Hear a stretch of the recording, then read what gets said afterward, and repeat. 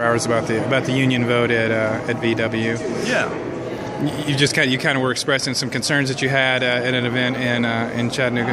Yes. Well, the UAW has come down and Volkswagen has invited them in to try to get the union vote there. VW has not allowed opposing viewpoints to come in and talk to the workers, and they called an election pretty quickly. So it appears that VW is really on the side of the UAW coming in, and we feel like it would be bad for business, recruitment in our area particularly.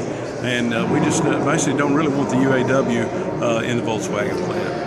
And Democrats kind of expressed some opposition to some people like yourself and the governor sort of speaking out on this issue. How do you respond to that? Well, it's in my district, so I think I should speak out on the issue. I would question why Democrats from Nashville are going to Chattanooga and Democrats from Memphis are making comments on it. I'd ask them to destroy jobs in their own area rather than coming to mine to do it.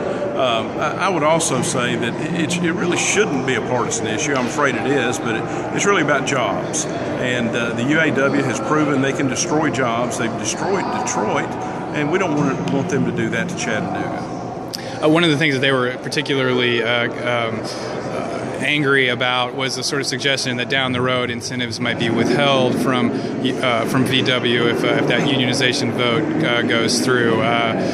Do you think that's appropriate to sort of hold that out as a potential outcome, and just kind of talk about that a little bit? I don't think and certainly I'm not holding it out as a threat of any kind, but I think the political reality is if you're bringing in this radical left-wing politically active union, and then you expect conservative Republicans to vote to give incentives, which they're already uncomfortable doing, it just makes it harder to make that case. I'd rather have 2,000 union jobs than no jobs. Would rather have 2,000 non-union jobs than 2,000 union jobs. But the reality is it's hard enough to get those votes, and to have a wing of the Democratic Party come to town, it just makes it that much more difficult to gather the votes needed for any potential incentive package.